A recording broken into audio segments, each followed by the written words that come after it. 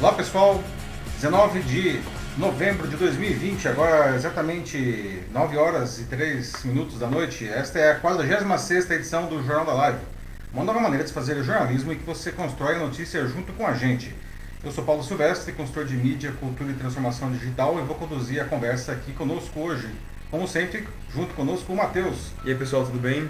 Matheus vai fazer os comentários e também vai fazer a seleção dos comentários que vocês deixarem aí. Lembrando que para participar do Jornal da Live é muito simples, nós vamos dando as notícias aqui e vocês vão deixando o que vocês acham sobre elas, vocês vão conversando conosco, deixando seus comentários aqui na publicação. Lembrando que o Jornal da Live ele acontece sempre ao vivo no LinkedIn, às quintas-feiras a partir das 21 horas, e na sexta-feira ele aparece também em vídeo no Facebook e no YouTube e como podcast nas principais plataformas do mercado de podcast.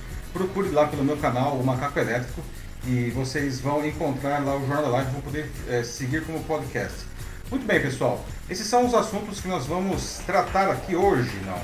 A segunda onda do Covid-19 chegou depois de atingir com muita força a Europa e os Estados Unidos. Agora é a vez do Brasil sentir um crescimento consistente e expressivo em casos, mortes e internações pela doença. Enquanto isso, o governo federal continua com sua postura negacionista, dizendo que a segunda onda não passa de uma conversinha. Não? Será mesmo? Ela será tão devastadora quanto a primeira? Uma grande preocupação. Não? O que a gente tem que fazer, gente, para passar por mais essa crise? Não? No domingo passado, nosso segundo tema, nós tivemos o primeiro turno das eleições municipais no Brasil e mesmo com um leve atraso, os resultados saíram com segurança ainda no domingo. Né? Uma performance para deixar os americanos morrendo de inveja. Né? Mesmo assim, tem gente que tenta desacreditar o sistema. Né? O TSE identificou um ataque coordenado de hackers e de disparo massivo de notícias falsas para colocar a população contra o sistema. Né? Quais serão os interesses que estão por trás disso? Né? Ainda falando de eleição, nesse pleito estreou a cota racial. Né? Com isso, pretos e pardos eleitos para prefeituras subiram para 32% do total. Mas isso ainda é um índice distante da realidade populacional. Né? Por que a política brasileira segue discriminatória tanto para a raça quanto para a gênero? Afinal, a presença de mulheres candidatas e eleitas também é muito baixo. Não? O ano de 2020 apertou as finanças de famílias e de empresas, não? Mas essa crise vem há muitos anos. Não? Teoricamente, enquanto a imensa maioria da população ficava ainda mais pobre, quem já tinha muito dinheiro ficou ainda mais rico, mesmo durante a pandemia. Não? Em qual grupo que você se encontra? Não? Os que ficaram mais pobres ou os que ficaram mais ricos? E a nossa notícia bizarra de hoje, não? Por que os cosmonautas, como são chamados os astronautas que partem da Rússia, urinam em um pneu antes de ir para o espaço? Né? Olha só, isso mesmo que vocês ouviram. Muito bem, pessoal, então começando agora aqui a 46ª edição do Jornal da Live. Não? Bom, a segunda onda de Covid-19 não chegou ao Brasil também, depois de atingir com muita força a Europa e os Estados Unidos há mais de um mês. Não, agora é a vez do Brasil sentir um crescimento consistente e expressivo dos casos, mortes e internações pela doença. Não. Enquanto isso, o governo federal continua com sua postura negacionista. Não. Bolsonaro disse que essa segunda onda não passa de uma conversinha, segundo ele. Será mesmo, pessoal? E ela será tão devastadora quanto a primeira? Será que a gente vai ter que fazer de novo distanciamento social, voltar a fechar comércio, as escolas, o lazer, não? E por que essas segundas ondas estão acontecendo, não? E olha que isso daí é uma bola cantada com muita antecedência, né, gente? O que a gente precisa fazer para tentar segurar o crescimento desse novo tsunami, né? E passar por mais essa crise, não? Aliás, o que vocês acham disso tudo? Olha só aí os gráficos, não? Como vocês podem ver, a segunda onda já aparece mesmo ali no canto direito, não? Em cima temos novos casos, embaixo mortes, não? Mas não é uma surpresa, não? Aliás, o pesquisador Domingos Alves, responsável pelo Laboratório de Inteligência em Saúde da Faculdade de Medicina da USP de Ribeirão Preto, trouxe alguns dados para algo que muita gente já suspeitava pela abrupta inversão do sentido das curvas de novos casos e de óbitos que vinham em queda há várias semanas antes, não? Ele se baseia na evolução da taxa de reprodução, a chamada RT, do coronavírus no país. Não? Essa taxa ela é calculada com base no aumento de novos casos e permite saber quantas pessoas são contaminadas por alguém que já está infectado. Se o índice fica acima de 1, isso indica que a pandemia está se expandindo. Não? Quando está abaixo, é um sinal que a pandemia está perdendo intensidade. No caso do Brasil, a taxa era de 1,12 em 16 de novembro. Isso significa que 100 pessoas vão infectar outras 112, que por sua vez vão infectar outras 125 e por aí vai. Ou seja, a epidemia está crescendo exponencialmente de novo. Não? A situação estava mais crítica ainda no Paraná, onde a taxa era de 1,62. Não? Já em Santa Catarina, a RT está acima de 1 há mais tempo, não? Desde 14 de outubro.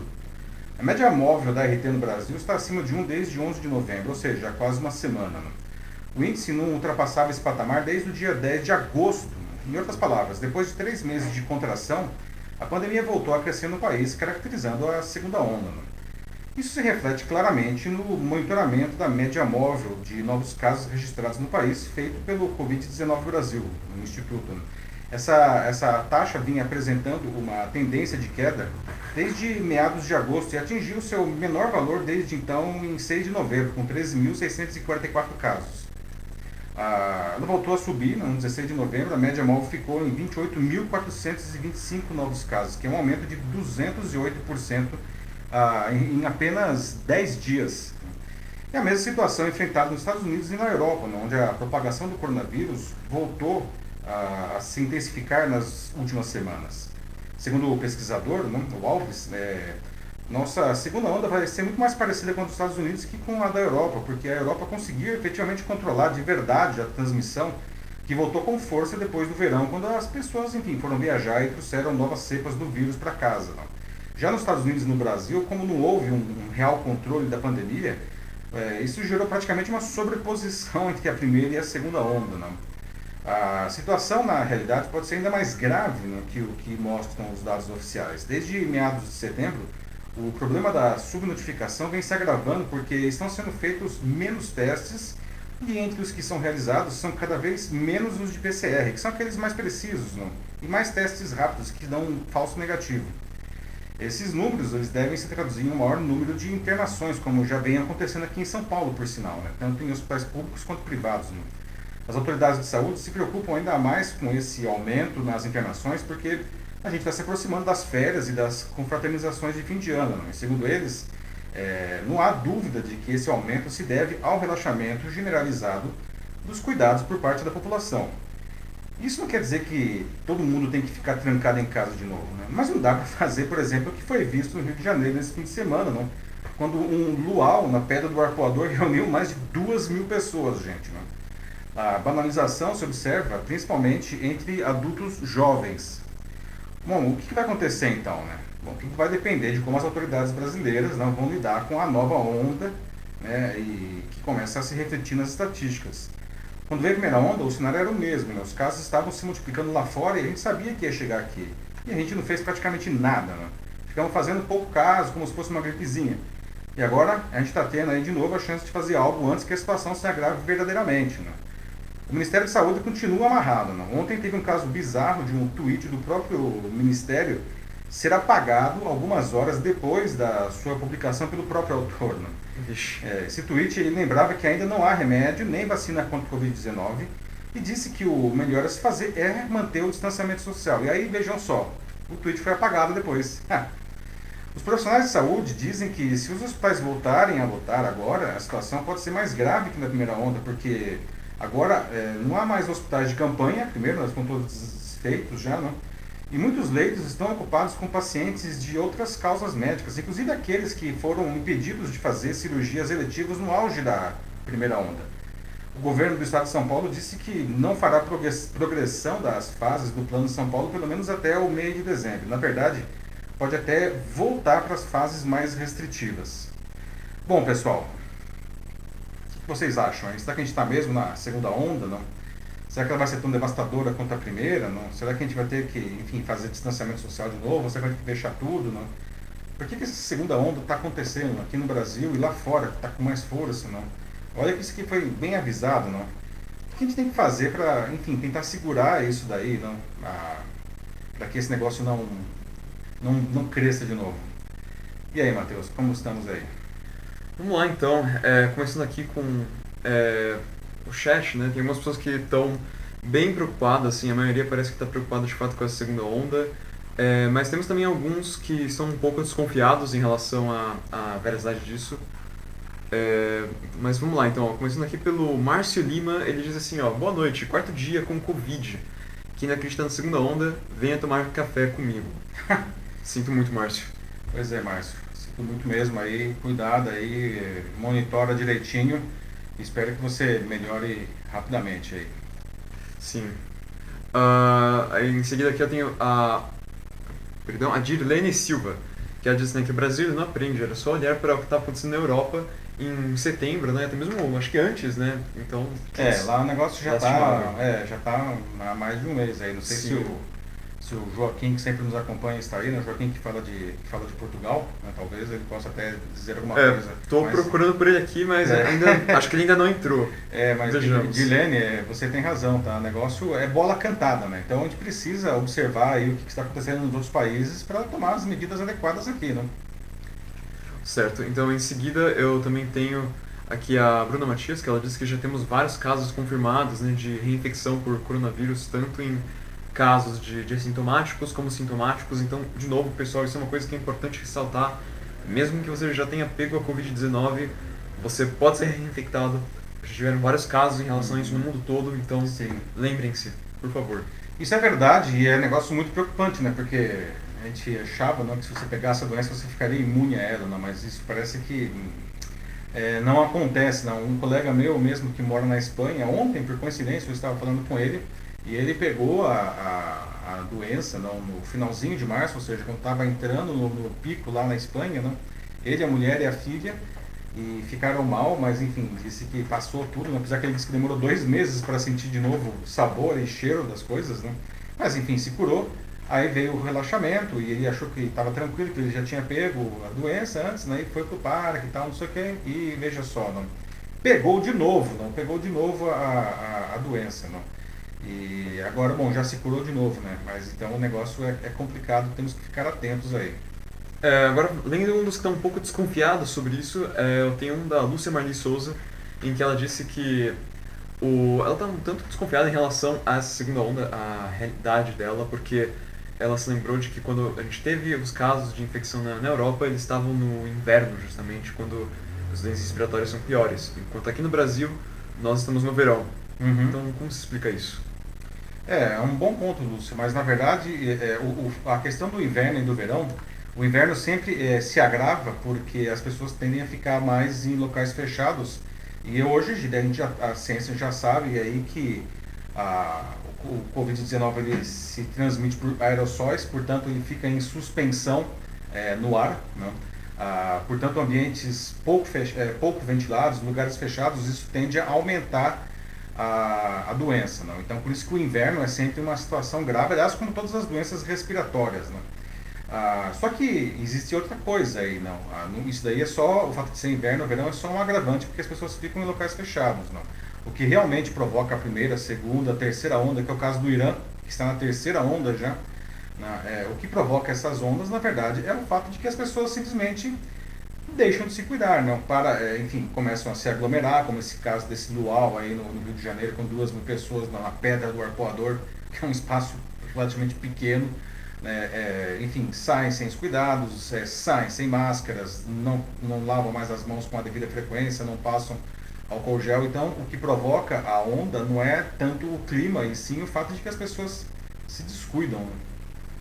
Em seguida eu tenho aqui um comentário do Jonas Gomes, que ele disse que também não acredita nessa onda, que ele vê isso apenas como uma grande conspiração, e como argumento ele usa de que é tudo uma armação, porque ele pergunta aqui, vocês já tiveram notícias de algum esquerdista do PT, PSOL, PCdoB, etc., que tiveram Covid-19?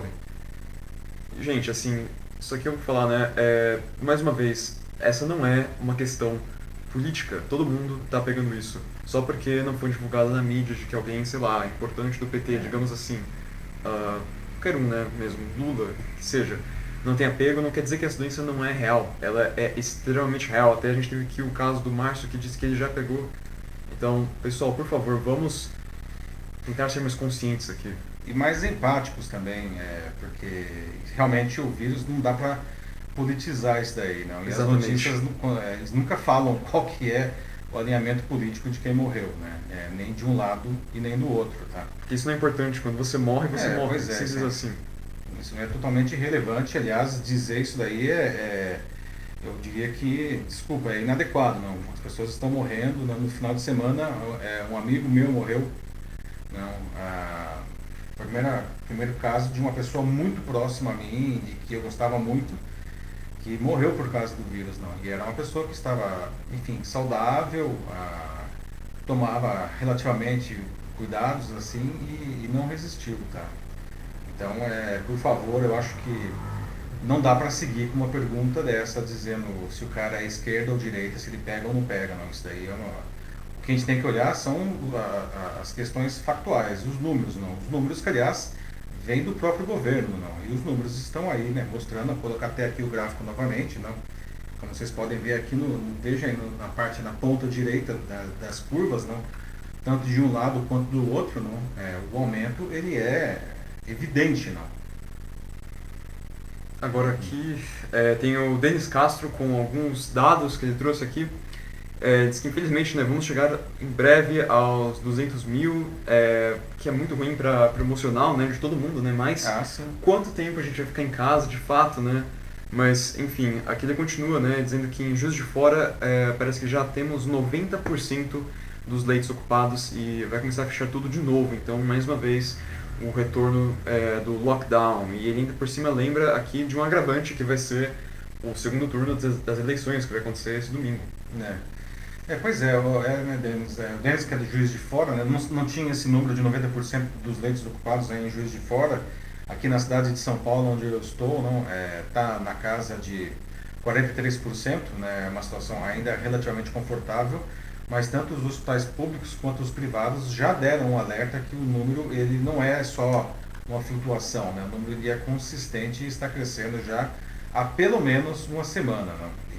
De novo, né, mostrando aqui o gráfico, né, a gente pode observar que realmente não é uma flutuação, né, é uma inversão na tendência da curva, que era de queda há várias semanas, né, depois nós ficarmos praticamente 3 meses em um platô, né, principalmente no caso de mortes, que é essa curva de baixo, né, ficamos aí 3 meses com um platô de aproximadamente 1.000 mortos por dia, que é um número bastante alto, né, e aí entramos realmente numa queda consistente, mas de uma semana para cá a gente vê uma clara reversão na curva, de novo, com dados oficiais, né? Continuando aqui, tem um comentário da Nicole Kiko. Ela disse que uma coisa que aparentemente se tornou comum para muitas pessoas, infelizmente, é não só ir ao bar, mas ela disse que tem visto muita gente indo em balada também, que é um tema que até já foi discutido aqui, justamente essas festas clandestinas que tem acontecido cada vez mais. Então, e é bem isso, né, Nicole? É um local fechado, aglomeração, como você está falando aqui. Então, dá muita sorte pro azar mesmo. Pois é, né? E o problema, né, Nicole, bem colocado, não?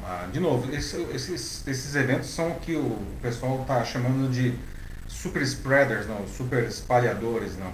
E depois aí de 8 meses de estudo do vírus, não, hoje a gente sabe que os super spreaders são os grandes responsáveis pela disseminação da doença, porque justamente são locais com muita aglomeração, locais em que as pessoas não usam máscara, por exemplo, no caso de bares, né, que elas estão comendo ou bebendo, não tem como fazer isso com máscara, né? Pessoas sem distanciamento, aglomeradas e muitas vezes em locais fechados, não? E falando alto, ou seja, são todos fatores que aumentam o contágio, não? E todos esses fatores incluídos em um lugar só, por isso que esses super spreaders aí são os grandes responsáveis aí pela disseminação da doença, né? Aqui o Evandro Oliveira ele traz um comentário interessante, mais uma vez voltando para essa questão da politização do vírus. Ele diz que é difícil não politizar. Quando você é contra a vacina, isso não é politizar, por exemplo. Ou quando você tem dogmas que sobrepõem a ciência e tal, isso não seria uma politização também? É o Evandro, né? Evandro Oliveira. Evandro, é um ponto interessante, tá? Mas aí é que tá. Eu acho que num caso como esse, não, de uma crise sanitária global, não, a melhor maneira de... Todo mundo tem direito a acreditar no que quiser, a defender um lado ou outro do espectro político, isso não tem nenhum problema, tá? Mas num caso como esse, tão exagerado, não, tão importante para a saúde da população mundial, tá? A maneira de você não politizar o caso é justamente não se vincular a nenhum político, não.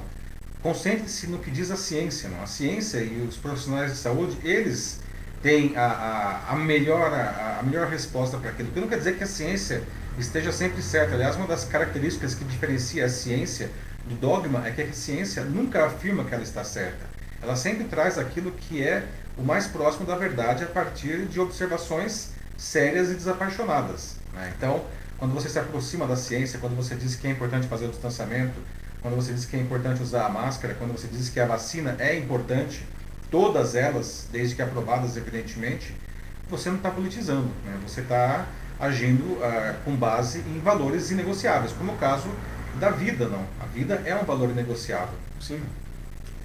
Olha, continuando aqui, eu também tenho alguns casos assim que as pessoas também têm visto, então são como relatos semelhantes àqueles que o da Nicole, que ela deu aqui, como por exemplo a da Lucy Silva, que ela disse que ontem no jogo do Morumbi, né, o São Paulo jogou, os torcedores eles estavam aglomerados na entrada esperando o ônibus dos jogadores Exatamente. chegarem para receber eles. E, né, de novo, assim, fica complicado dessa forma, sem nenhum tipo de consciência. Ou também o que a Marlene fala aqui na cidade do Guarujá, as pessoas já andando normal, sem máscaras, assim, as praias lotadas, o pessoal, de novo, né, em bares, restaurantes e seguindo nenhum tipo de protocolo, então com as mesas juntas, aqui, terminando o que ela disse, é um desrespeito às pessoas que são conscientes, levando a sério, né, o inimigo invisível mundial. E enquanto tem pessoal aí que até parece que já está perdendo a vergonha, né, e posta essas coisas à vontade nas redes.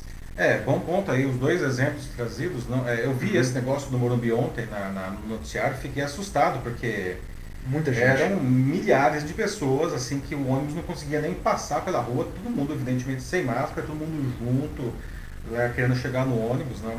Isso daí é uma insanidade, né? É uma loucura, porque nós vemos hoje os estádios fechados, né, para que não tenha aglomeração, mesmo um estádio com uma ocupação parcial, e a torcida do São Paulo fazendo aquilo lá na porta do estádio, quer dizer, é uma loucura isso daí, não? E o que acho que foi a Lucy que disse, não? Com relação à praia, das Não, pessoas, foi a Marlene. a Marlene, desculpa. As pessoas sem máscara, não? Isso é um desrespeito, sim, tá?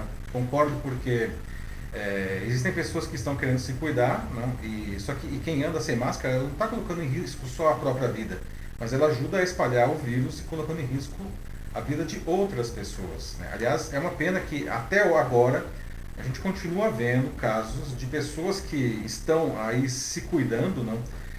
Sendo hostilizadas pelo fato de se cuidar, não? Ou porque quer ficar em casa, ou porque quer usar máscara, não? Sim, tiveram alguns casos no Rio, assim. Não só no Rio, né? Uhum. Mas então é uma loucura isso daí, não? Uma coisa meio assustadora, não? Sim, também eu tenho um outro comentário aqui que também fala muito disso, que é do João Paulo Penido. Ele diz que o correto é seguir os protocolos, mas assim, de que a vacina na corona é opcional. Diz que tá muito mimimi, mas pelo menos o presidente já deixou opcional. E mais uma vez, assim, é mais assim, tipo, do que só você se cuidar, você seguir os protocolos certinho, beleza, mas quando chegar a vacina, é importante que todo mundo tome. Por que você vai seguir os protocolos se você não vai tomar a vacina depois? João, o fato é que a vida só tem alguma chance de voltar ao normal com a vacina, né? Antes, sem a vacina, Sim. todo mundo vai ter que continuar seguindo esses protocolos que muita gente não quer seguir porque é um saco, né? Só que a vacinação ela só é eficiente, não? Todo mundo fala da tal da imunidade de rebanho, não? Que é quando pelo menos 70% da população está imunizada, não? Mas é que tá, né? 70% e 60%, isso é muita gente. É muita gente, né? Aqui, Uhum. por exemplo, nas cidades aqui como São Paulo, nós temos aproximadamente, depois de 8 meses, não? Só 25% da população que já teve contato com o vírus, ou seja, falta muito para a imunidade de rebanho. A imunidade de rebanho ela vai acontecer quando pelo menos 70% da população tiver sido vacinada, ou seja, ela acontece sim, só que no caso pela vacina e não pela exposição ao vírus, não. O fato da vacina ser opcional, isso daí é uma falácia, tá? Porque a própria lei brasileira, aliás, uma lei que o próprio Bolsonaro promulgou antes da pandemia acontecer, diz que em casos extremos, como é esse caso, a vacinação pode ser, sim, imposta, tá? Não quer dizer que a polícia vai vacinar as pessoas em casa. Só que assim, se o indivíduo não tomar vacina, ele não vai poder tirar documentos, ele não vai poder fazer uma série de coisas, não. Não é opcional, porque se, digamos que só 50% da população, por ser opcional, tomar a vacina, na verdade, a doença continua.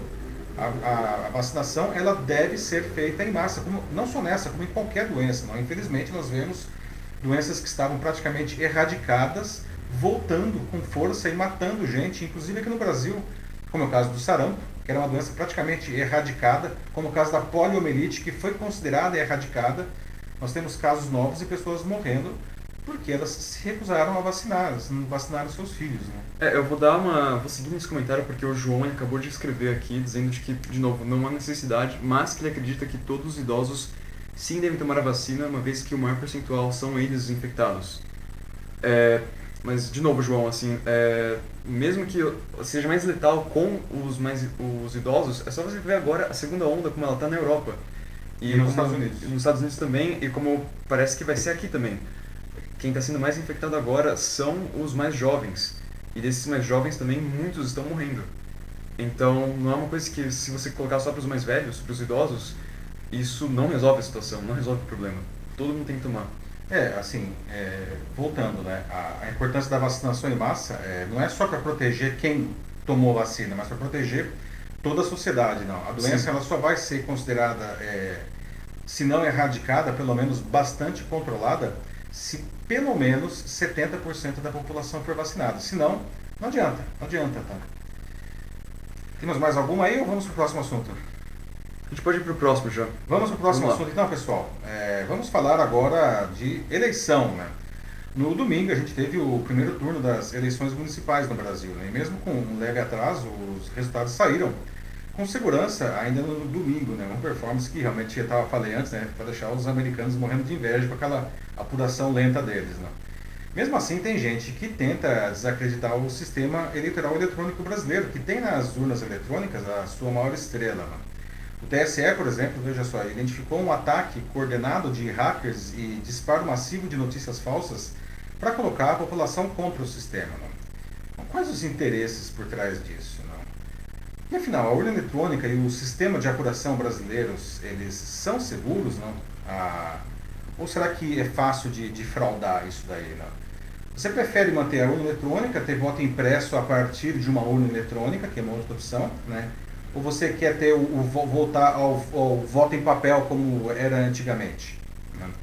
Nesse domingo, apesar de os resultados terem saído no mesmo dia, demoraram mais que o normalmente visto desde que as urnas eletrônicas foram implantadas, não? Isso deu mais munição àqueles que visam desmoralizar o sistema, não? O sistema eleitoral eletrônico brasileiro é hoje o mais moderno do mundo, né? Eu costumo dizer que é um exemplo, aliás, de toda a transformação digital deveria ser em qualquer negócio, porque ele redefiniu a percepção do público sobre algo, no caso a eleição, permitindo que se faça muito melhor do que já existia ou que se tenha algo impossível antes, né? A demora, além da métrica definida pelo próprio sucesso, aconteceu, segundo o TSE, por uma falha no supercomputador que totaliza as apurações dos estados, né? O tribunal ele sofreu ainda um ataque de hackers durante o dia para tentar derrubar os servidores, como aqueles ataques em massa, não, que chamam de negação de serviço, né? Só que não deu certo, né? E nenhum dos dois problemas não afetou a segurança do pleito, né? Dizer que o sistema eleitoral eletrônico brasileiro é perfeito e invulnerável também seria inocência, porque não existe sistema à prova de falhas, né? Mas dá para criar proteções que praticamente inviabilizam as fraudes, como é o caso aqui, não? Os críticos eles argumentam que o software das urnas eletrônicas poderia ser adulterado para beneficiar determinado candidato, ou seja, o eleitor ele vota em um candidato, mas o voto seria contabilizado para outro, não? Além disso, reclamam que o voto, mesmo que sem qualquer identificação do eleitor, não pode ser checado individualmente no caso de uma auditoria, porque as urnas elas guardam só o resultado consolidado de todos os votos nelas, né? E por isso alguns pedem que a urna imprima o voto em papel para depois ser computado. Curiosamente, as urnas eletrônicas elas foram criadas para combater a grande fraude que existia na apuração dos votos em papel, que era uma verdadeira operação de guerra, como vocês podem ver nessa foto aí, né? Por exemplo, essa aí é foto das eleições de 1994, né, a última totalmente com votos em papel, né? A apuração contou com o trabalho de cerca de 170 mil pessoas. Ainda assim, demorou 2 semanas para terminar, né? Bom, não existe registro comprovado de fraude desde a primeira vez em que as urnas eletrônicas foram usadas em 1996. Todos os dados das urnas eletrônicas eles são criptografados e os equipamentos não possuem nenhuma forma de acesso à internet ou qualquer rede. Para um hacker invadir a urna, né, ele teria que fazer o processo na própria sessão eleitoral, durante o horário da votação, na frente de todo mundo, né, porque as urnas elas confirmam que elas estão sem nenhum voto quando elas são ligadas. A fabricação das urnas, por mais que seja feita por empresas privadas, é toda controlada pelo TSE, que é o único capaz de fazer os testes. Tá? Nem o fabricante consegue fazer isso sozinho. Além de todas essas proteções físicas, os programas passam por um sistema de autenticação, que envolve a criação do que a gente chama de hash, que é um tipo de garantia de inviolabilidade do código. Né?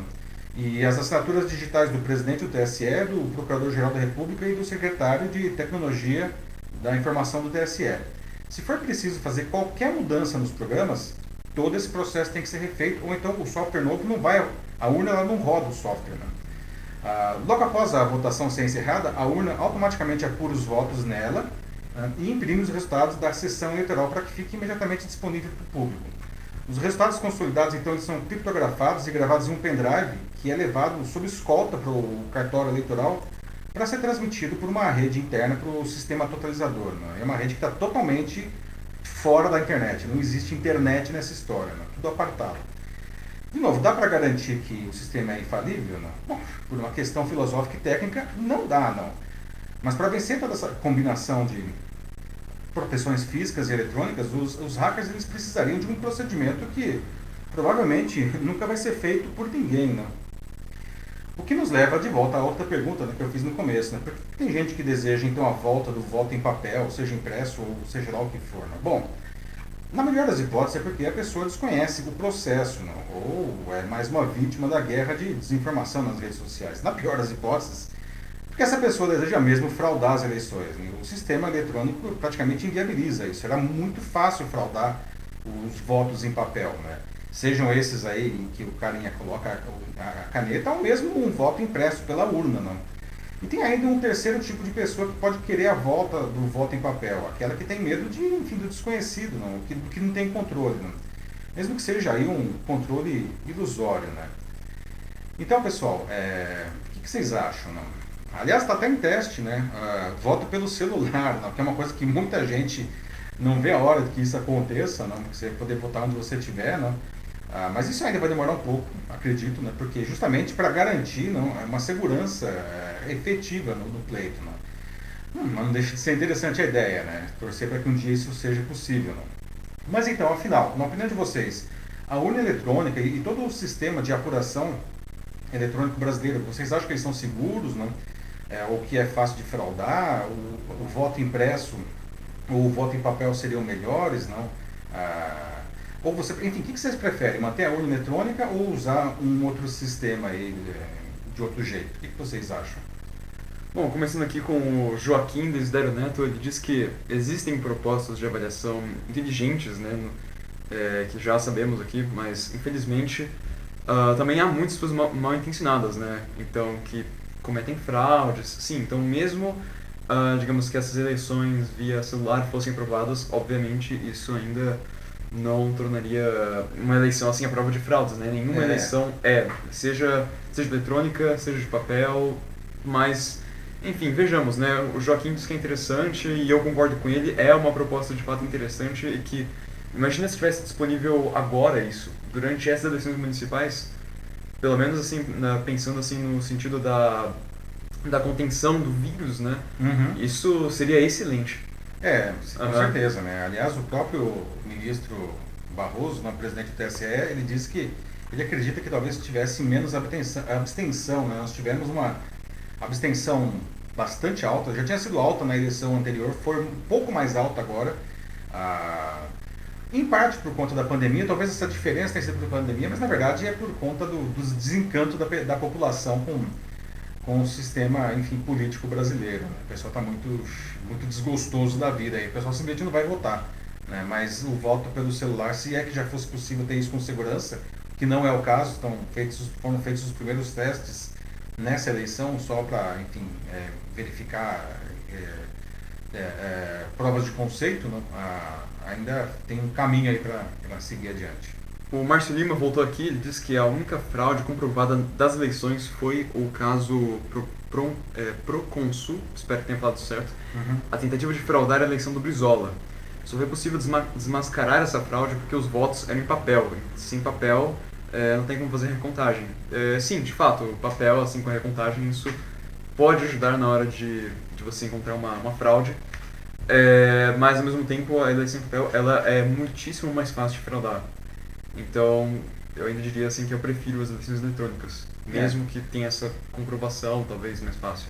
Exato. Márcio, você traz um ponto interessante. Esse é um argumento das pessoas que defendem, por exemplo, um voto impresso a partir da urna eletrônica. Ou seja, as pessoas elas votam numa urna eletrônica, que na verdade imprime um voto anônimo, evidentemente, e isso vai para uma urna, né?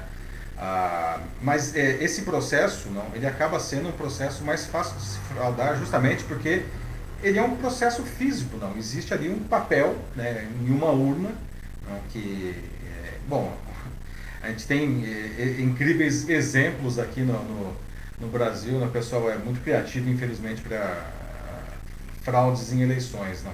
A urna, ela pode ser auditada, né, uma coisa que os críticos dizem, e eu até concordo, não, é que a urna ela não guarda os votos individualizados, ela guarda só a soma de cada candidato, de cada partido, de brancos e de nulos dentro da urna. Então, não dá para saber, não ter esses votos individualizados para combinar, por exemplo, no caso dessa eleição, essa pessoa votou para esse prefeito e para esse vereador. Mas do ponto de vista de resultado, né, isso é irrelevante. O que a gente precisa saber são os totais. E esses totais são auditáveis. Né? Essa é a defesa de quem cria esse sistema, que não são guardados os votos individualmente. Né? É um ponto aí, né, de debate, realmente. Mas não é fraude, tá? Não há nenhum indício de que houve fraude nas urnas eletrônicas, não. Até mesmo porque os resultados eles são bastante orgânicos, não tem nada, alguma coisa que vai dizer, nossa, é totalmente fora do esperado. Isso nunca aconteceu em nenhuma eleição. Né? A Priscila Maciel da Silva, ela disse que é contra o voto por aplicativo, então via celular, porque ela, pela experiência dela, né, ela que é de cidade pequena, diz que os candidatos eles estão acostumados a comprar votos, que ainda é, infelizmente, uma realidade em vários lugares do Brasil. Mas não só nas cidades pequenas não, viu, Priscila? Cidades grandes também. Aqui em São Paulo tem isso ainda. Isso acontece, sim, principalmente nas periferias. Sim. E ela fala aqui, então, que o que ela teme que poderia acontecer é de que os candidatos, né, os partidos dos candidatos, eles ficariam com os celulares dos votantes e votariam por eles. Tudo isso são métodos que a gente precisa garantir a identidade. Né? Uma coisa que provavelmente seria um sistema interessante seria combinar questões como biometria, né? Porque hoje muitos celulares, mas não todos, mas enfim, muitos celulares já conseguem ler impressão digital. Ou reconhecimento facial também. Facial. E eu até perguntei para um amigo que é especialista em reconhecimento facial, mas e se alguém pega então e coloca a foto da pessoa na frente da câmera? Né? Aí não vai dizer que é a pessoa? Ele disse uma coisa que é interessante, não? Que é possível hoje o reconhecimento facial ele ser tridimensional. Então a pessoa ela teria que começar com o rosto do lado, né, e ir virando assim para fazer um reconhecimento facial tridimensional. E aí no caso a foto não daria, teria que ter uma cabeça, não um modelo absolutamente perfeito da cabeça do eleitor para que enganar esse sistema. Mas ainda assim há muitos pontos a serem garantidos nisso aí. Eu acho que o principal problema é o fato de que a transmissão seria pela internet e não em uma rede apartada, não como é o caso hoje do sistema atual, né, que isso abriria uma porta imensa, né, para que, enfim, o celular fosse invadido ou a transmissão fosse interceptada. Eu acho que esse é o grande problema. Né? Mas um ponto interessante que você traz também aí. O Jonas Gomes voltou aqui, ele disse que deveríamos acabar com o voto, porque de nada adianta, já que são todos bandidos, e é uma hipocrisia dizerem que é uma democracia. No entanto, ele diz que o voto ser obrigatório já é uma fraude em si. Eu concordo assim, de que o voto obrigatório não deveria ser, obrigatório. O voto não deveria ser obrigatório? O voto não deveria ser obrigatório, isso. Confundi um pouco nas palavras aqui. Mas então qual seria a alternativa, Jonas, se não tivéssemos o voto? É um ponto, né, Jonas, que você traz, porque tem uma frase famosa do Winston Churchill, que era o primeiro-ministro britânico, que provavelmente o maior estadista que o mundo já teve, não? Ele disse isso lá no final dos anos 40, não? Ele disse o seguinte: a democracia é o pior de todos os sistemas, excetuando-se todos os demais. Né? Ou seja, ela é perfeita? Longe disso. Né? Inclusive porque, bom, pela questão das fraudes, tudo isso que a gente discute, não? Mas também porque às vezes ganha o candidato que não é o candidato que nós gostaríamos. E às vezes ganham candidatos que são muito ruins. Né? E aí você tem que engolir esse cara. Não? Aí você pode falar, mas não tem impeachment? Tem, mas o impeachment não é um negócio que você pode fazer assim, não dá para trocar de cargo eleito aí como se troca de roupa, né? É uma situação de exceção. O que a gente deveria fazer, não?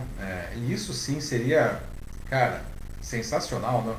É melhorar o nível da classe política no Brasil, que fica a desejar realmente, como você sugeriu, né? E aí, essa questão. Sim. Eu tenho aqui um longo comentário do Evandro Oliveira, dizendo várias coisas. Primeiro, de que o sistema brasileiro ele não é o mais moderno do mundo, ele é de primeira geração, mas existem outros que são mais modernos, e de que a impressão do voto não significa volta ao processo antigo de caneta e escrita do voto. Sim, mas não é mesmo, né? Como eu estava falando, a impressão do voto, a pessoa ela vota na urna eletrônica e essa urna imprime um voto anônimo que vai para uma urna física. Sim. Né? Mas continue, o que mais que ele disse? Ele também disse que o Barroso não conhece absolutamente nada, e já foi até mesmo desmentido pela Oracle. Saber disso? Não tem essa informação. Evandro, fazer um favor, se você puder achar o link assim da matéria, manda aqui, por favor, aí para todo mundo poder ver também. A Oracle é a empresa, né, que presta serviços ao TSE há muitos anos, né, inclusive o tal do supercomputador que pipocou aí e que provocou a demora além do normal, né, teve um atraso de 2 horas e meia. É uma máquina da Oracle, não? E ela foi comprada, essa centralização da contagem foi feita em Brasília por sugestão da Polícia Federal, porque, enfim, sempre que vai ter uma nova eleição, né, a Polícia Federal, outros institutos e o próprio TSE contratam especialistas e hackers para eles tentarem fraudar, hackear de algum jeito o sistema, não? E foi encontrada uma vulnerabilidade que, segundo eles, nunca foi usada. E a Polícia Federal então sugeriu que essa totalização fosse feita nesse supercomputador da Oracle lá em Brasília, né? E não assim por estado como era feito antes e depois mandava isso só para totalizar a soma dos estados em Brasília, né? E para terminar, ele disse que a urna ela não encerra por si mesma o processo eletrônico brasileiro e que existem fraudes desde 2000 em todo o país. Existe literatura sobre a comprovação de fraudes. Pois é, Evandro, mas há controvérsias, porque também existe literatura dizendo que nunca houve nenhuma fraude na eleição, né? E como eu estava dizendo antes, normalmente quando existe uma fraude acontece alguma coisa muito estranha nos resultados, alguma coisa totalmente fora do esperado, não? E o fato é que as eleições são bastante previsíveis, assim, né? Eu quero dizer o seguinte, não é que deixa de entrar um candidato que todo mundo achava que ia entrar. Eu quero dizer assim, alguma coisa que dá uma diferença de, sei lá, de 30%, de 50%. Isso nunca aconteceu, né, em relação às pesquisas de boca de urna, principalmente, né?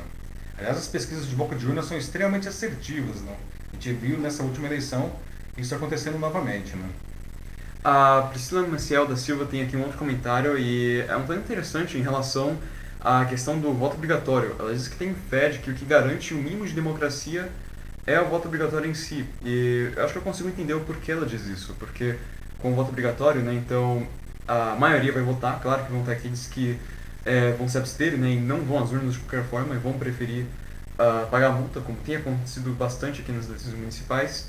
Mas a grande maioria, né, quase todo mundo vai votar, isso é o esperado. Então, se você comparar isso com um sistema, digamos, como o americano, que o voto ele não é obrigatório, o fato de muitas pessoas poderem não ir para as urnas, se optarem por isso, quer dizer que então ficaria mais difícil de você perceber algo esquisito, né? Como, por exemplo, nossa, temos muitos mais votos do que o normal, assim, porque, enfim, teria bastante gente que não teria ido também.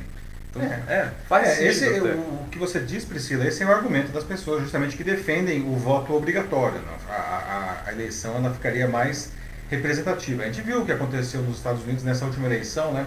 Por exemplo, não, como os democratas, né, clamavam que as pessoas fossem votar, né, porque, curiosamente, não, entre as pessoas que tinham menos chances de votar, estavam mais eleitores democratas. Não? Então, eles pediam para que as pessoas fossem votar. Não? E aconteceu um negócio curioso nessa eleição aí, não, que foi a eleição com percentualmente, tanto em número percentual quanto em absoluto, foi a eleição com mais presença nos Estados Unidos, que é um país em que o voto não é obrigatório. Aqui no Brasil o voto é obrigatório, mas muita gente simplesmente ignora isso e depois prefere pagar a multa, mesmo porque a multa é de R$ 3,50, né? Então dá mais trabalho em pagar a multa do que a multa em si, né? Então tem gente que simplesmente não vai votar, até como uma opção de protesto político, é uma coisa que acontece, e paga a multa depois, né? Então é uma eleição semi-obrigatória.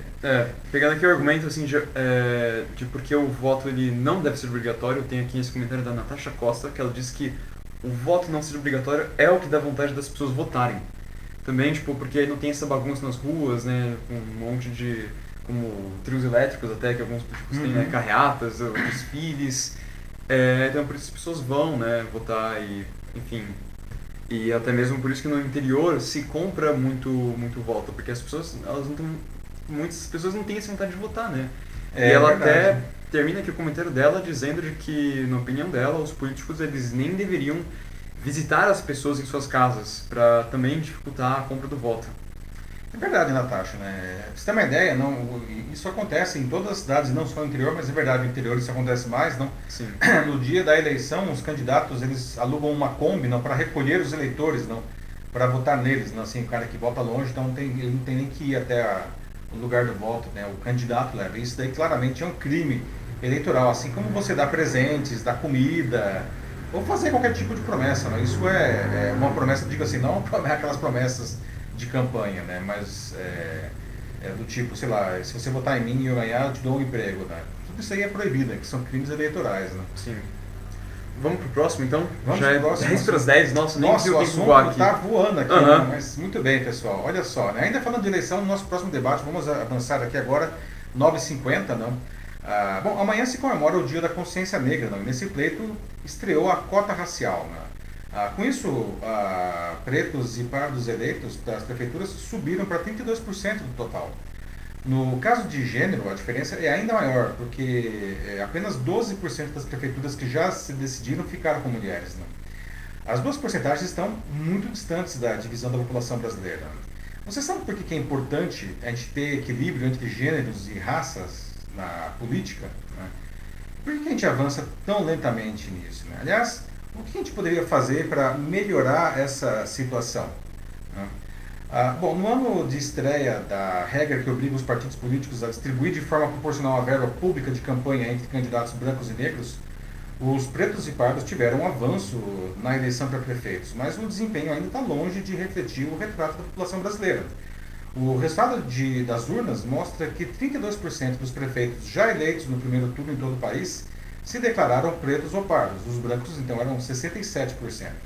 Segundo o TSE, na eleição de 2016, os prefeitos eleitos brancos foram 70,4% e os negros foram 29%. Ou seja, teve uma melhor distribuição entre raças, mas ainda é muito pequena. Né? Apesar do crescimento, o resultado ainda está bem distante de refletir a divisão entre negros e brancos na população brasileira. 56% são pretos e pardos, e entre os próprios candidatos lançados, 50% foram negros e 48% foram brancos. Né? Já em relação às mulheres, o avanço foi mais tímido no primeiro turno. Elas passaram de 11,7% do contingente de prefeitos eleitos em 2016 para 12,1% agora.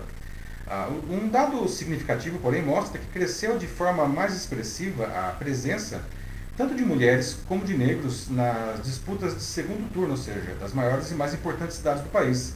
Em 2016, ano das últimas eleições municipais, apenas 6% das mulheres passaram para as disputas de segundo turno, ao lado de 108 homens. Agora, são 20 mulheres e 94 homens. No caso de pretos e pardos, eram 22 em 2016 ao lado de 92 brancos. Agora, 32 negros foram para o segundo turno ao lado de 81 brancos. Então, como se pode ver, apesar de os negros e as mulheres serem maioria da população brasileira, com 56% e 52% do total, respectivamente, são minoria ainda nos principais postos de comando político do país. Em 2018, o TSE determinou que os partidos tinham que destinar a verba bilionária de campanha eleitoral, né, na proporção das candidaturas femininas lançadas, sempre em patamar superior a 30%. E agora, em 2020, foi a vez do Supremo Tribunal Federal determinar que as legendas distribuam proporcionalmente a verba entre candidatos brancos e negros. Só que a coisa não está funcionando muito bem, né? A prestação de contas feitas pelos próprios candidatos até agora mostra que os brancos continuam com mais de 60% da verba, sendo que os homens alcançam um índice ainda maior, 73%. Os números da distribuição do dinheiro ainda vão mudar, né? Já que nem todo recurso público usado foi declarado ainda.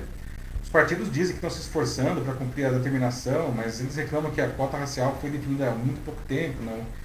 Poxa, mas desde 2018, né, a cota de gênero pelo menos a cota de gênero já devia estar melhor, né? Então tem um tempinho aí, né? Mas, afinal, por que a gente tem que ter essa diversidade na política? Porque isso é importante para o país, mesmo para quem não faz parte desses grupos, né? Porque só assim a gente consegue ter um governo que realmente representa todos os cidadãos. Lembrando que que há mais mulheres que homens e mais negros que brancos na população brasileira.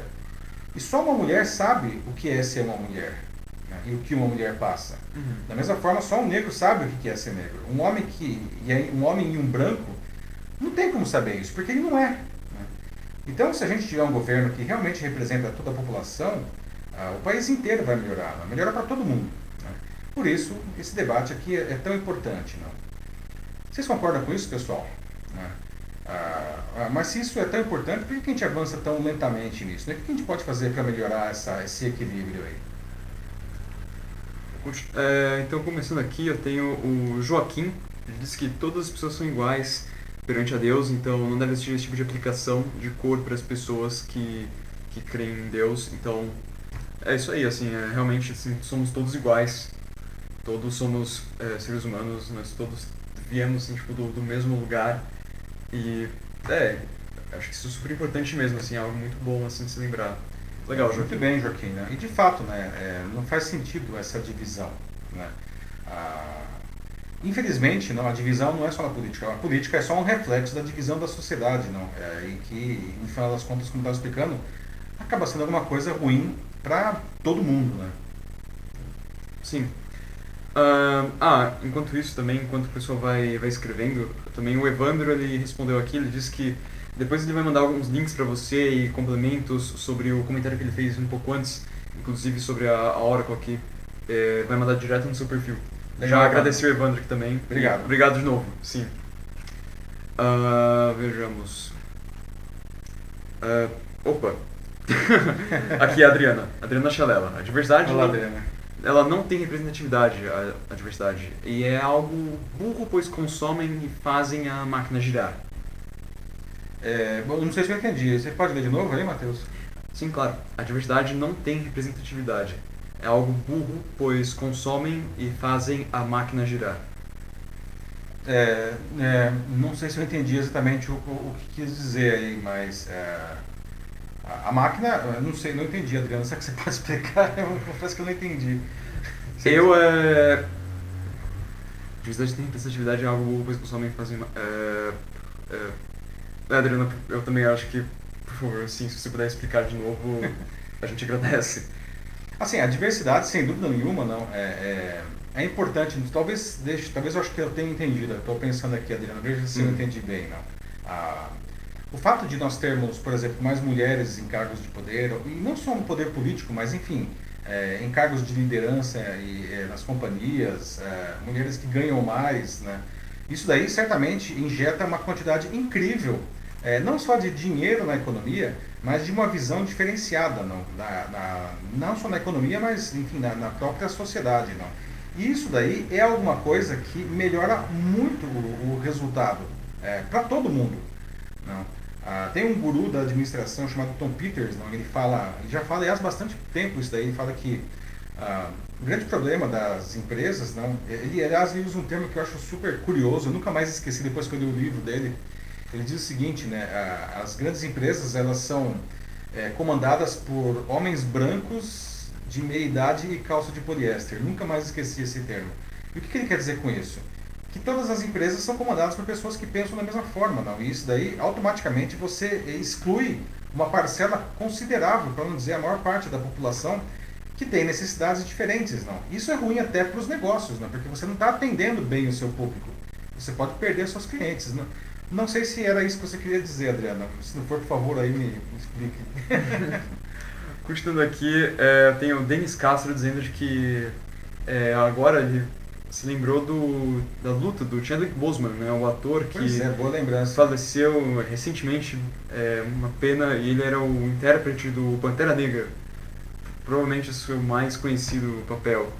Sem dúvida nenhuma. Sem dúvida, sim.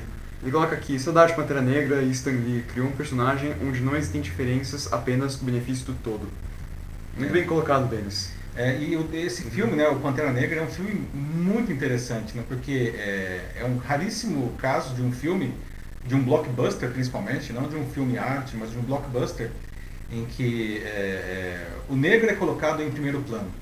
O filme todo, a narrativa, todo o roteiro do filme se dá em uma sociedade em que o negro está em primeiro plano. Não? E isso daí, na época que saiu no cinema, isso chocou muita gente, não? Por incrível que pareça, porque nós não estamos acostumados. Veja como que isso é uma coisa que está enraizada na cultura, não? Nós não estamos acostumados a ver isso daí, né? Sim, e não era só no elenco, mas na equipe do filme também, a grande maioria eram todos afrodescendentes. Exatamente. Foi algo que realmente assim, pegou as pessoas quase que desprevenidas, ninguém esperava ver isso. Mas então, continuando aqui, eu tenho a Priscila Maciel da Silva mais uma vez.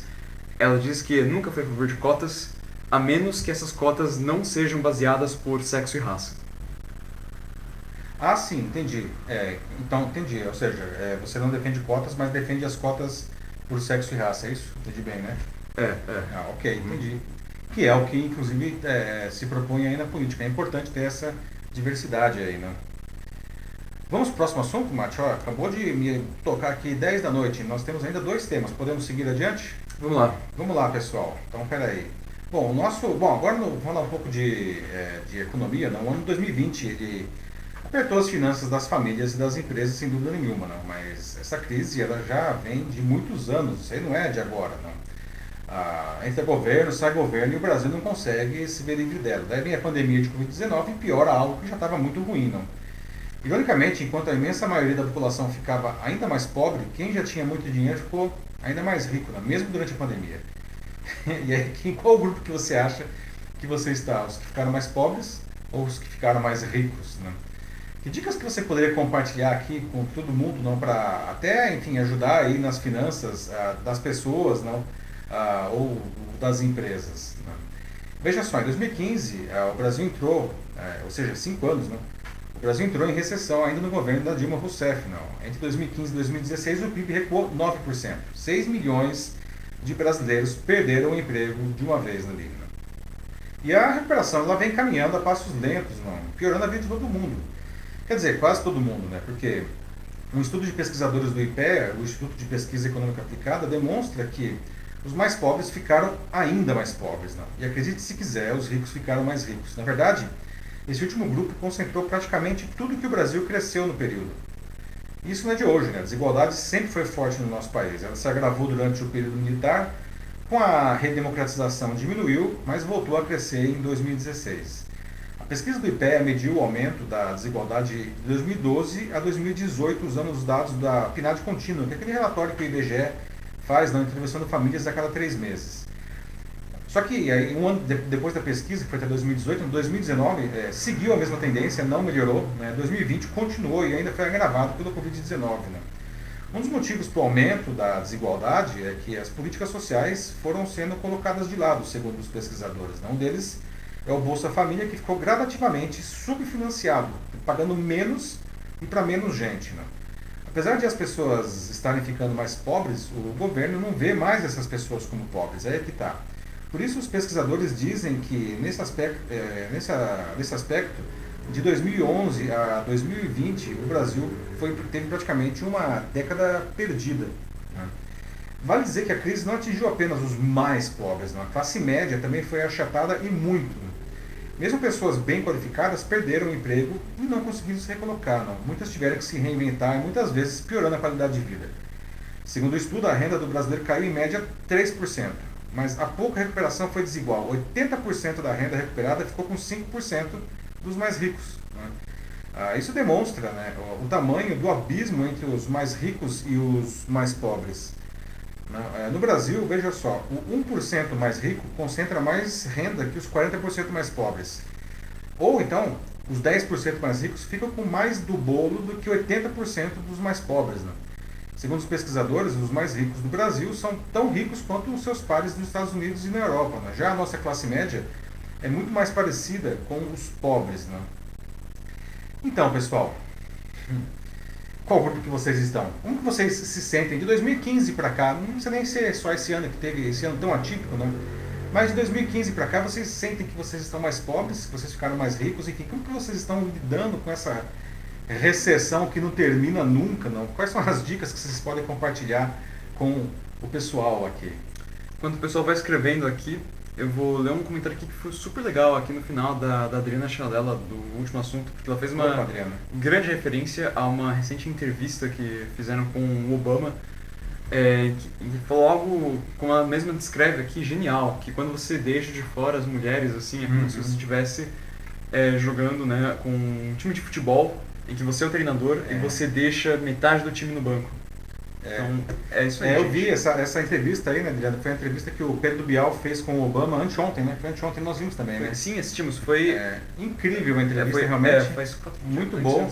O Bial e a Flávia, que é editora executiva do jornal O Globo, né, fizeram uma entrevista com o Obama que é sensacional. Eu tive o privilégio de estar com o Obama no ano passado e, cara, ele é aquilo, né? Um magnetismo realmente impressionante. E ele defende muito essa questão, bom, talvez até pelo fato de que ele foi o primeiro presidente negro dos Estados Unidos, não, e foi criado por mulheres, não, o pai dele o abandonou quando ele era criança, não. Ele defende muito a questão da diversidade, da inclusão e da educação, né? Isso são valores muito fortes para ele, não, e isso apareceu bem legal, Adriano, bem legal você falar isso daí, excelente lembrança do que o Obama falou aí. Quem não assistiu aí essa entrevista do Bial aí com o Obama, recomendo, entre aí no Globoplay, sem fazer propaganda, mas é verdade, entra no Globoplay e assiste lá de graça, não precisa nem pagar. Por enquanto ainda nada, então vou aproveitar essa oportunidade de perguntar para você. O que você acha aí? Você está se sentindo mais rico ou mais pobre nesses últimos anos? Estou me sentindo mais pobre. Sim, infelizmente, não. Eu acho que claro que isso é uma questão de percepção, e a percepção ela se deve a vários fatores, inclusive fatores externos, né? Eu acho que a época que eu me sentia mais rico, financeiramente falando, não, foi de 95 até 2010, mais ou menos. Foi a época que eu me sentia mais rico, não. E aí, enfim, por decisões equivocadas na economia aí do Brasil, por crises internacionais, uma combinação de fatores horrorosos, não. Eu comecei a me sentir menos rico, né? Não acho que eu sou pobre, felizmente, eu acho que, enfim. Mas sem dúvida nenhuma a percepção piorou, né? A percepção piorou mesmo. Tem agora aqui um comentário da Ana Lúcia Souza Machado. Ela diz que a coisa está complicada, ela sente que o trabalho cada vez mais, né, pro resultado fica baixo, mas ela mesmo assim não perde a esperança por dias melhores. Ana, bom ponto, viu, Ana, porque a gente não pode perder a esperança, né? A esperança é o último que morre, diz o ditado, né? Aliás, quem gosta de mitos, não tem a história lá da cornucópia lá, não? Nossa, agora eu esqueci, a Perséfone, né? Essa cornucópia nossa senhora, esqueci o nome. Nossa, calma, é mitologia grega? grega? Grega, né? Mitologia grega. Ixi, me esqueci, faz tempo que eu leio. Se alguém lembrar aí, eu tô com a Perséfone na cabeça, mas não lembro se é ela, não. Enfim, que ela abriu a cornucópia, não? Que ela era proibida, não? Pelo deus Apolo, não? E de dentro dela saíram todos os males da humanidade, que até então não existia. Quando ela percebeu isso, ela fechou, não? E a única coisa que ficou guardada ali dentro é a esperança, não? Nós não podemos perder a esperança, viu, Ana? É isso aí. Senão, se a gente não tiver esperança, como que a gente vai seguir adiante, não? O Gilberto Mello traz aqui um comentário interessante, que tem um pouco a ver com o nosso último assunto, mas tudo bem, vamos lá. Infelizmente, o jogo capitalista está no equilíbrio de oferta contra procura. Por essa razão, a entrada das mulheres no mercado derruba o preço da mão de obra, ou seja, rendimentos assalariados menores. Mas isso daí é um problema é, é, ligado a outro, né, Gilberto? Ah, as mulheres não podem ganhar menos. E nem os negros, por quê? Não, elas estão fazendo o mesmo trabalho e elas precisam ganhar a mesma coisa, né? Eu acho que existe uma coisa perversa nessa história aí, não? De empresas que contratam mulheres ou negros na expectativa já de antemão de pagar menos, né? Isso daí é uma coisa grotesca, que isso precisa ser combatido. Não faz o menor sentido alguém realizar o mesmo trabalho e receber menos simplesmente porque é de outro gênero ou de outra raça, né? Mas é um ponto muito importante esse daí que você traz, né? O Denis lembrou aqui o mito correto é a caixa de Pandora, ele fala. Pandora, claro, nossa Aham. senhora, que é inclusive a caixa de Pandora, né? Que é tem a cornucópia. Denis, obrigado por me salvar, né? Caixa de Pandora, claro. Bom, Vamos pro próximo assunto? Tem mais algum aí, Mate, que você queira destacar? não, Não? mim. Ótimo, então, pessoal, vamos lá para o nosso próximo assunto, que é a notícia bizarra de hoje, não? Agora aqui, 10h09, né? Passamos um pouquinho de tempo, mas estava tão boa a conversa, não? Seguimos adiante, não? Bom, a nossa notícia bizarra de hoje, ela é bizarra mesmo, mas acredite se quiser, ela é verdadeira, tá? A gente ficou tantas notícias terrenas aqui, não? Mas o desenvolvimento espacial, né? Ele continua a todo vapor. Aliás, nesse domingo, foi lançada a segunda missão da NASA com a SpaceX, que é a inovadora companhia do empresário Elon Musk, né, que levou os astronautas lá para a Estação Espacial Internacional. É aquela nave que é um foguete reaproveitável, tudo, né? Super bacana, né? Bom, aliás, quando eu era criança, eu queria ser astronauta, né? Aliás, na minha faixa etária, as crianças todas queriam ser astronautas, era impressionante, né?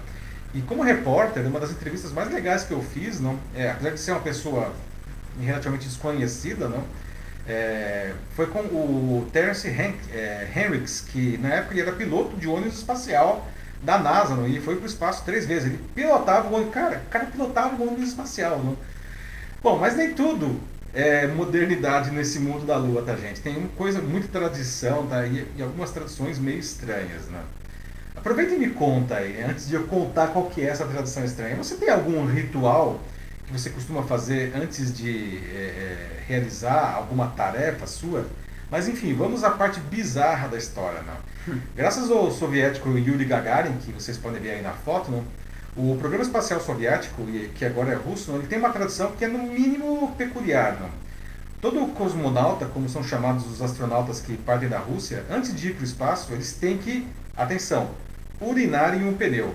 Todos, até as mulheres. Né? Bom, pois é. Como que surgiu essa história? O Gagarin estava prestes a se tornar o primeiro ser humano a viajar pelo espaço. Né? Ele estava lá na rodovia, né, no ônibus, lá no sul do Cazaquistão, na época que era da União Soviética, no rumo para o cosmódromo de Baikonur, que até hoje é o maior e a mais antiga base espacial do mundo. E ele sentiu que ele precisava fazer xixi, ele precisava, não ia dar, né? E aí ele pediu pro motorista lá, né? E fala, para aí, pelo amor de Deus, no acostamento, não. Então ele lá desceu, né? E não teve dúvida, né? Foi no pneu de trás, do lado direito do ônibus, abriu o zíper do traje espacial e se aliviou ali, né? Pois é, né? Fez história por isso também, não só por ser o primeiro ser humano, né? Então, desde aquele incrível dia 12 de abril de 1961, todos os cosmonautas que viajam ao espaço imitam essa aliviada do Gagarin, né? Para muitos é um ritual, né, um costume sagrado, outros fazem por superstição ou para evitar qualquer quebra de tradição, mas é sempre respeitado, né? Mesmo entre as mulheres que, por motivos óbvios, né, fica mais complicado, né, para elas fazer o xixi no pneu, então o que elas fazem? Elas levam o próprio xixi numa garrafinha e joga no pneu. O negócio é que tem que batizar, tem que batizar o pneu ali, não é isso que importa, não. Mas veja só, curiosamente, os trajes espaciais hoje têm uma camada destinada a recolher justamente a urina de algum astronauta que não consegue segurar, né? E foi exatamente o que aconteceu com o colega aí, o Alan Shepard, que aparece aí na foto, não? primeiro americano a viajar ao espaço, no dia 5 de maio de 61, né? Pouco tempo, menos de um mês depois do Gagarin. E o caso da história ali é o seguinte, ele já estava dentro da cápsula Mercury, que era uma lata de sardinha super pequena, né? O voo ele demorava só 15 minutos, né? Praticamente ele saía e voltava, né? Só para dizer que passou por lá mesmo, né? Mas só que o coitado do Shepard, né? Teve um imprevisto na decolagem, ele foi exprimido lá naquela lata de sardinha por horas. E aí cara, ele fez xixi na calça, literalmente, né? Nossa. Felizmente não danificou nenhum equipamento da nave, não. Aliás, né, se o deles estiver aí ainda, né, essa anedota aparece naquele filme Os Eleitos, né, The Right Stuff, filme sensacional que conta a história do programa espacial americano, e aparece lá o Alan Shepard, né, falando com o controle: permissão para aliviar a bexiga. E aí os caras falam permissão concedida, mas enfim, né, é muito bizarro isso, mas é verdade, não? E a gente tem, às vezes, né, antes de fazer alguma coisa, a gente dá aí, a gente tem os nossos rituais, não? Vocês têm algum ritual aí? Ou qualquer tipo de superstição. Pois é. Já que a gente estava falando disso. Não, também eu não fazia ideia dessa história, também foi uma novidade quando me contaram, né? Eu fiquei levemente enojado também, mas cada um é cada um, né? E pô, é legal assim que é uma tradução também, né? Tipo, é alguma coisa, não sei como descrever, né? Mas tradução pra lá de pitoresca, né? sim, né? Mas é bom que tem esse simbolismo, assim, né? Tipo, ver o pessoal, todo mundo unido ali por uma coisa só, né? Unidos pelo xixi no isso, pneu. todo mundo Olha pensa, só que coisa hora de bonita, jogar não, xixi olha no... só. Quem não quer fazer parte de um grupo que faz xixi no pneu, né, gente? Nossa. ninguém se aventurou aí. Todo mundo chocado aí com a história do xixi no pneu, né? Parece que sim, a Ana Lúcia só deu muita risada aqui nos comentários, né? Vários emojis aqui seguidos. Bom, pessoal, mas então acho que esse daí, né, era mais para contar aí a história. Fica a curiosidade. Fica essa curiosidade, essa anedota, não? Eu não sei aí, já pensou? Eles podiam fazer as próximas naves com banheiro, né? Mas enfim, né? Alguém escreveu alguma coisa aí. Olha só, nossa, ela começou a aparecer aqui de repente. A Ana Lúcia disse que não tem nenhum tipo de superstição, assim, nada muito bizarro. Enquanto o Denis disse, né, que em SOS tem um louco no espaço, o Rick Moranis, que imita o Darth Vader. Grande lembrança. E ele fala que ele precisa fazer xixi pra conquistar o universo. Nossa, uma referência total aí. Será que o Mel Brooks, ele pensou, ele tinha alguma referência aí, com isso daí, o Dennis, não é o Mel Brooks que fez o... não é o S, não é esse mesmo, que é o Spaceballs, né? É esse mesmo. O Gilberto Mello, ele fala que, né, o Hello World, né, que os programadores assistindo, eles vão entender isso. Bom, Hello Gilberto, World. né? Hello World, né? O primeiro programa que você faz, né? Sempre o Hello World, né? Nossa, eu me lembro que o primeiro programa que eu fiz era em Basic.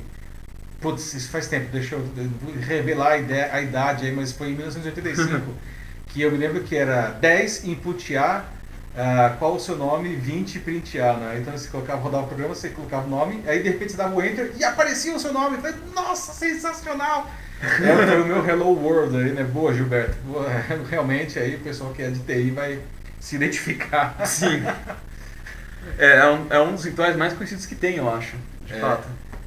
Bom, em todas as linguagens. Bom, pessoal, é isso. Nós estamos 10 e 16, foi uma edição mais longa aí, mas acho que foi legal, né? A conversa foi bem bacana, né? Sim, tivemos várias opiniões diferentes. Eu também até conversei um pouco com o pessoal no chat, assim, então eu acho que foi bacana. Foi uma experiência nova pra mim. Geralmente eu não respondo vocês direto no chat, né? Mas hoje eu senti a necessidade, assim, foi legal. Assim, lembrando sempre, né? Não dá realmente pra gente, enfim, ler todas os comentários, porque é muito, né? Mas eu sempre leio depois todos, né? E quando possível também respondo, né? Ou pelo menos alguns aqui.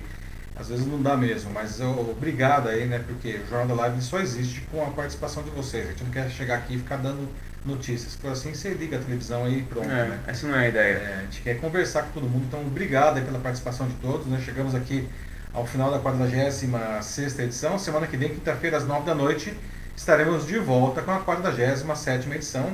Se vocês quiserem sugerir assuntos, fiquem à vontade. E a gente se vê na semana que vem Bom feriado amanhã, para quem vai ter feriado, né? Bom fim de semana e é isso aí, pessoal. Um abraço, até mais. Falou, pessoal, até a próxima. Boa noite, se cuidem.